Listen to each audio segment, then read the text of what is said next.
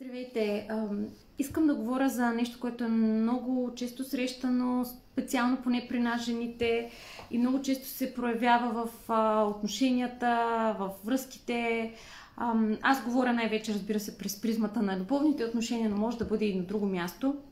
И това е в ситуации, когато първо нещата, примерно, текат добре, случва се с лекота, ние се чувстваме свързани с себе си, с своята интуиция, с един поток. Чувстваме, че нещата просто текат гладко, имаме увереност и в някакъв момент обикновено това, което се случва, че някакъв страх се активира в нас или в другия, или удреме в някакъв блокаж, някаква съпротива, изобщо нещо в полето, в ситуацията се обърква и това, което най-често се случва е, че ние всъщност изпитваме откъсване от това усещане за лекота и поток, което сме имали до този момент и енергията ни се качва много в главата и това, което се получава е започваме да анализираме повече какво се е случило, какво сме объркали, започваме да си представяме различни сценарии, кое как може да се развие от тук нататък, започваме да търсим кое е правилното нещо да направя, къде е решението. И един ден дори може да сме на такова мнение, правя това, на следващия ден се събуждаме, сме изцяло в друго настроение мнение и като цяло изпитваме една обърканост и един хаос около това, как имаме нужда да подходим и да продължим напред и опитваме това нещата, примерно, продължават да циклят. Предполагам на много от вас, поне това е познато. Много често това се случва, когато сме израснали с добре изградена връзка с нашата женска енергия, с нашата женска природа, с нашата вътрешна, дълбока, автентична женска увереност. Тогава обикновено това е много чест случай. И това, което имаме нужда в такива моменти е да си кажем стоп и да спрем да търсим правилното нещо и правилното решение, какво то ще бъде и да си припомним, да се върнем към енергията, която искаме да въплъщаваме в света.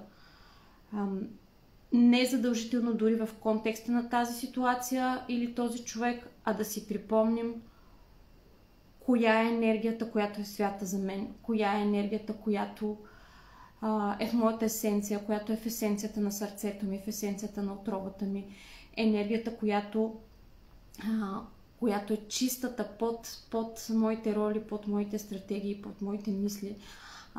И какво искам да въплъщавам, на какво искам да бъда въплъщение, на какво съм въплъщение, когато се чувствам себе си.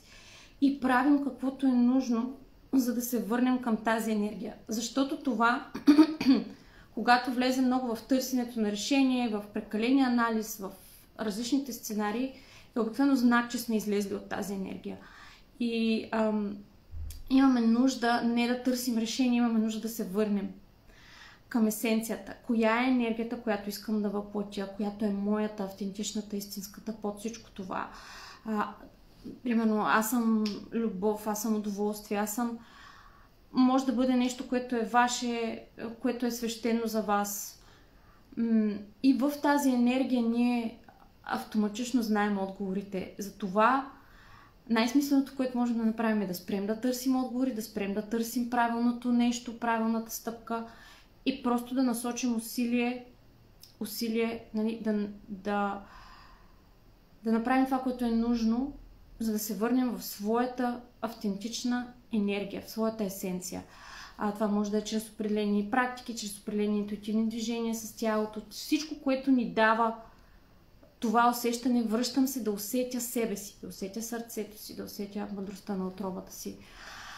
И има за щастие много женски практики, които ни помагат да правим именно това. Когато това нещо го случим, много често самата ситуация дори се разплита от само себе си, без дори да сме направили нещо конкретно. Това е напълно възможно в една част от случаите. В други случаи ние абсолютно ясно вече тук отвътре получаваме усещане каква е нашата стъпка. И характера на това усещане е съвсем различен, материята му е съвсем различна. То вече не е в това, може би това е правилното, може би това е до какво ще доведе, до какво няма да доведе, а е с една дълбока истина. Има материята на дълбока наша истина и ние просто знаем. Не знаем защо, не знаем до какво ще доведе, но знаем, че това е нашето нещо, което имаме нужда да изразим, да направим в този момент. Това е едно от нещата, един нов навик, който ще градим и ще учим в предстоящия процес, предстоящата програма Пробудена Венера. Как като жени, когато ударим на камък в дадена житейска ситуация, може и да не е в любовния живот, но най-често там се активират тези страхове, тези блокажи, тези травми, които са свързани с нашата женска увереност, с свързването, с близостта до някой.